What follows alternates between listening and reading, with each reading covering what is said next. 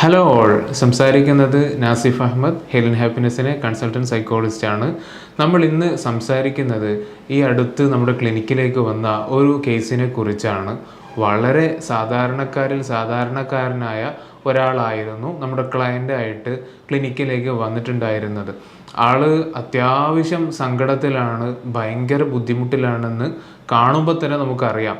അതേപോലെ തന്നെയായിരുന്നു അയാൾക്ക് പറയാനുണ്ടായിരുന്ന വിഷയങ്ങളും. സാറേ, ഞാൻ ഒരുപാട് കാലമായിട്ട് ഈ ഒരു ബുദ്ധിമുട്ട് അനുഭവിക്കുകയാണ്. ഞാൻ ഏത് ഡോക്ടറെ അടുത്താണ് കാണിക്കേണ്ടതെന്ന് എനിക്കറിയില്ല, ഏത് ഹോസ്പിറ്റലിലാണ് പോകേണ്ടതെന്ന് അറിയില്ല. ഞാൻ ഇതുമായിട്ട് കഴിഞ്ഞ കുറേ വർഷങ്ങളായിട്ട് ബുദ്ധിമുട്ടാണ്. എന്നെ കാണുന്ന പലരും പറയും, നിങ്ങൾക്കെന്തോ പ്രശ്നമുണ്ടല്ലോ, നിങ്ങൾക്ക് ഇതൊന്ന് കാണിച്ചുകൂടെ, ഇതൊന്ന് ചികിത്സിച്ചുകൂടെ. അപ്പോഴൊക്കെ ഞാൻ ചെയ്യാറുള്ളത്, എൻ്റെ പ്രശ്നം എനിക്ക് തന്നെയല്ലേ മാനേജ് ചെയ്യാൻ പറ്റുക, അപ്പം ഞാൻ തന്നെ ഒന്ന് ശ്രമിച്ചു നോക്കട്ടെ എന്നുള്ള രൂപത്തിൽ ഞാൻ ഒരുപാട് ട്രൈ ചെയ്ത് നോക്കി. പക്ഷേ ഇത്രയും കാലങ്ങളായിട്ടും എനിക്കിതിൽ യാതൊരു തരത്തിലുള്ള മാറ്റങ്ങളും കൊണ്ടുവരാൻ എന്നെ കൊണ്ട് പറ്റിയിട്ടില്ല. അപ്പോൾ അത്രയും ഞാൻ ഈ ഒരു വിഷയമായിട്ട് ബുദ്ധിമുട്ടാണ്.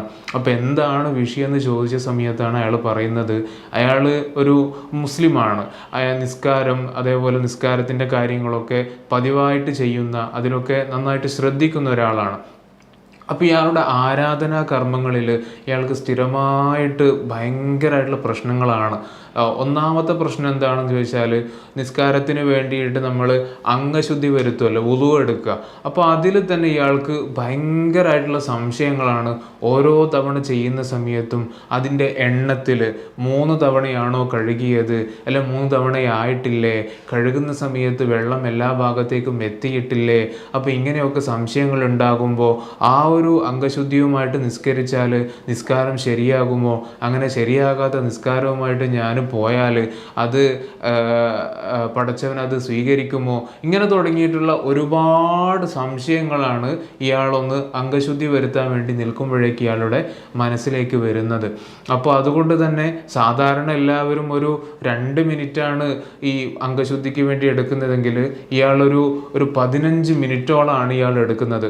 നമുക്കറിയാം, ഇത് ചെയ്യുന്നവർക്കറിയാം, വളരെ സിമ്പിളായിട്ട് ചെയ്യാൻ പറ്റിയ ഒരു കാര്യമാണ് ഈ ഒരു അംഗശുദ്ധി അഥവാ വുളു എടുക്കൽ. പക്ഷെ അതിന് വേണ്ടിയിട്ട് ഇത്തരത്തിൽ ഭയങ്കര സംശയങ്ങൾ വരുന്ന, OCD റിലേറ്റഡ് ആയിട്ടുള്ള തോട്ട്സ് വരുന്ന, ഒബ്സഷൻസ് വരുന്ന ആളുകൾ അതിനു വേണ്ടി ഒരുപാട് സമയമാണ് ചെലവഴിക്കേണ്ടി വരിക. കാരണം അവർ മറ്റുള്ള ആളുകളെ പോലെയല്ല, അവർക്ക് ഈ പറഞ്ഞ എല്ലാ സംശയങ്ങളാണ് അവരുടെ മനസ്സിലേക്ക് വരുന്നത്. അപ്പോൾ ഈ സംശയങ്ങൾ ഇങ്ങനെ വന്നുകൊണ്ടിരിക്കുമ്പോൾ ഒരിക്കലും ഇവർക്ക് അതിനെ കൺട്രോൾ ചെയ്യാൻ പറ്റുന്നില്ല. ഈ സംശയങ്ങൾ അതിനെ ആ ഒരു സമയത്ത് ഭയങ്കര ഒരു ബുദ്ധിമുട്ട് വരുന്ന സമയത്ത് ആ സംശയങ്ങൾ ദൂരീകരിക്കാൻ വേണ്ടി, തീർക്കാൻ വേണ്ടി അവർ വീണ്ടും സെയിം കാര്യം ചെയ്യുകയാണ്. അപ്പോൾ ഈ ഒബ്സഷൻസ് ഇങ്ങനെ വന്നുകൊണ്ടേയിരിക്കുന്ന സമയത്ത് അത് റിപ്പീറ്റഡ് ആയിട്ട് അവർ വീണ്ടും ചെയ്യുകയാണ്. കഴുകിയ മുഖം തന്നെ വീണ്ടും വീണ്ടും കഴുകുകയാണ്. എണ്ണം ശരിയായിട്ടുണ്ടോ, 3 ആണോ 30 ആണോ എന്ന് പോലും അറിയില്ല.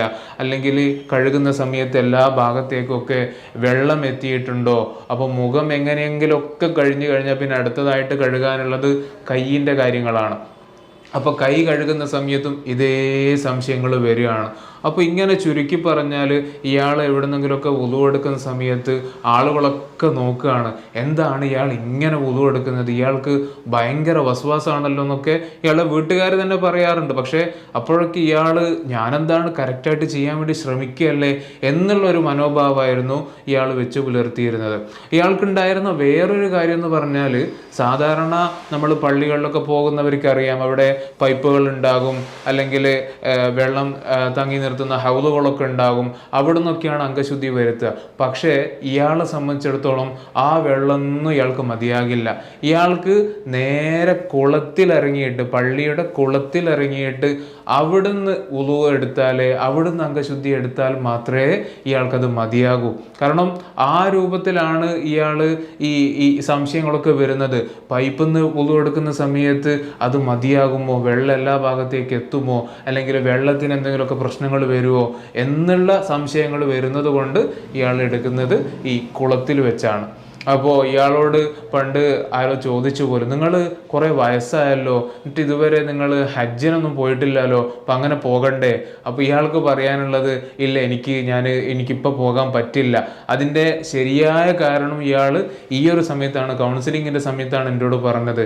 കാരണം അവിടെ ഇപ്പോൾ ഹജ്ജിന് പോകുമ്പോൾ നമുക്കറിയാം മക്കത്തും മദീനത്തും സൗദി അറേബ്യയിൽ ആ ഭാഗങ്ങളിലൊക്കെ ആണല്ലോ പോകുക.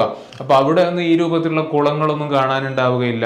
വളരെ സിമ്പിളായിട്ടുള്ള ഈ ഒരു അംഗശുദ്ധിക്ക് കുളത്തിനെ ഡിപ്പെൻഡ് ചെയ്യുന്ന ഒരു വ്യക്തിയായിരുന്നു ഇയാൾ.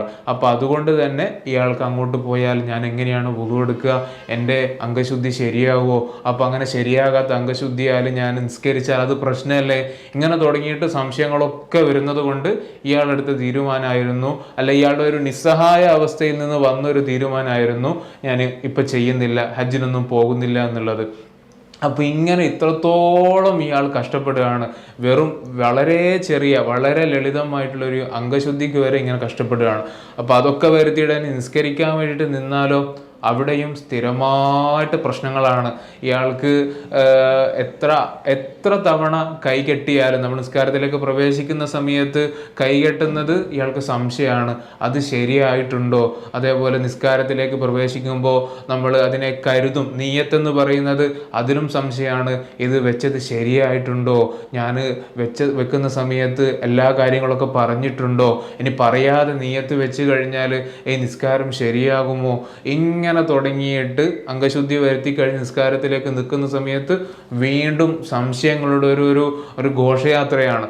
അപ്പോൾ ഇതൊക്കെ കാരണമായിട്ട് ഇയാൾ ഒരുപാട് സമയം ഇതിലേക്ക് എടുക്കുകയാണ്. അപ്പോൾ ഇയാളുടെ ഒരു പള്ളിയിലേക്ക് വന്നു കഴിഞ്ഞാൽ മറ്റുള്ള ആളുകളൊക്കെ ഇയാളിങ്ങനെ നിരീക്ഷിച്ചുകൊണ്ടിരിക്കുകയാണ്. കാരണം ഇയാളുടെ ആക്റ്റുകൾ ആ രൂപത്തിലാണ് ഇയാളവിടെ പ്രവർത്തിക്കുന്നത്. നിസ്കരിക്കാൻ വേണ്ടിയിട്ട് ഒരുപാട് തവണ അല്ലാഹു അക്ബർ അല്ലാഹു അക്ബർ എന്ന് പറഞ്ഞിട്ട് ഒരുപാട് തവണ ഇയാൾ കൈകെട്ടാണ്. കാരണം അതുകൊണ്ടൊന്നും ഇയാൾക്ക് മതിയാകുന്നില്ല, കാരണം ഇത് ശരിയായിട്ടുണ്ടോ എന്നുള്ള ഒരു സംശയം വരികയാണ്.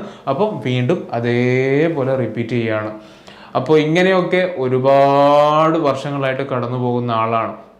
ഇത് നമുക്കറിയാം, സാധാരണ നമ്മുടെ വീഡിയോസ് കാണുന്ന ആളുകളാണെങ്കിൽ അറിയാം, OCD റിലേറ്റഡ് ആയിട്ടുള്ള വിഷയമാണ്. ഒബ്സഷൻസ് വരുന്നു, ആ ഒബ്സഷൻസ് വരുന്ന സമയത്ത് സ്ഥിരമായിട്ട് ചെയ്യുന്ന കമ്പൽഷൻസ് ഒക്കെ ചെയ്യുന്നു. അപ്പോൾ അത് കാരണമായിട്ട് ഒബ്സഷൻസ് വീണ്ടും അവിടെ അങ്ങനെ തന്നെ കിടക്കുകയാണ്. അപ്പോൾ ഇത് കാലങ്ങളായിട്ട് തുടർന്ന് വരികയാണ്. അപ്പോൾ ഈ സംശയങ്ങൾ വരുന്ന സമയത്ത് കുറേയൊക്കെ ഇയാൾ തന്നെ സ്വന്തം മാനേജ് ചെയ്യാനൊക്കെ നോക്കുന്നുണ്ടെന്നാണ് പറയുന്നത്. പക്ഷെ അതൊന്നും ഒട്ട് നടക്കുന്നില്ല.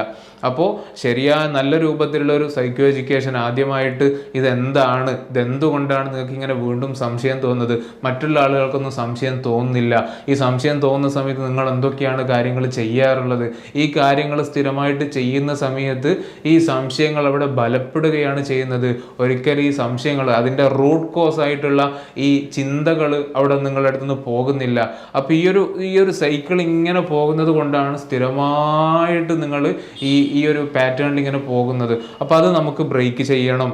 അതിന് ഈ രൂപത്തിലാണ് ചെയ്യേണ്ടതെന്നുള്ള രൂപത്തിൽ ഒബ്സഷൻസ് എങ്ങനെ മാനേജ് ചെയ്യാമെന്നും അതേപോലെ തന്നെ കമ്പൽഷൻസ് എങ്ങനെ മാനേജ് ചെയ്യാന്നുള്ള കാര്യങ്ങളൊക്കെ പറഞ്ഞു കൊടുത്ത സമയത്ത് വെറും 2 സെഷൻ കൊണ്ട് തന്നെ കാര്യമായ ഇമ്പ്രൂവ്മെന്റ് നമുക്ക് അയാളിൽ കാണാനുണ്ടായിരുന്നു.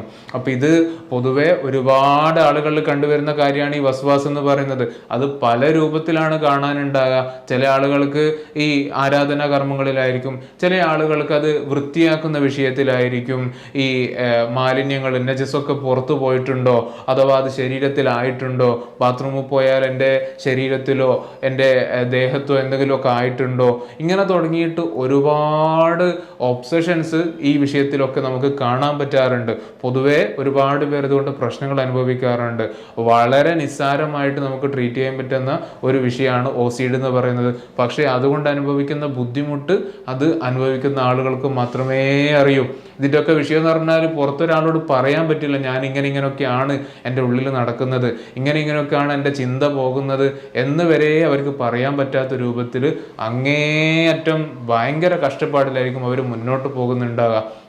അപ്പോൾ ഈ വീഡിയോസൊക്കെ നമ്മൾ ഇവിടെ ചെയ്യുന്നത് ഇത്തരത്തിൽ പ്രയാസം അനുഭവിക്കുന്ന ആളുകൾ ഉണ്ടെങ്കിൽ അവർക്ക് ഇത് കാണുമ്പോഴെങ്കിലും ഇതാണ് എൻ്റെ വിഷയം, ഇത് നല്ലൊരു കൗൺസിലർ അടുത്ത് പോയാൽ വളരെ പെട്ടെന്ന് നമുക്ക് ചികിത്സിച്ച് മാറ്റാൻ പറ്റുന്നതേ ഉള്ളൂ, വെറുതെ ഞാൻ എൻ്റെ ജീവിതം ഭയങ്കര ദുസ്സഹമാക്കി തീർക്കേണ്ട ആവശ്യമില്ല എന്നൊരു ബോധം ഉണ്ടാക്കി കൊടുക്കാൻ വേണ്ടിയിട്ടാണ്. അപ്പോൾ ഏതായാലും അത്തരക്കാരിലേക്ക് ഈ വീഡിയോ എത്തട്ടെ എന്ന് പറഞ്ഞുകൊണ്ട് നമ്മൾ അവസാനിപ്പിക്കുകയാണ്.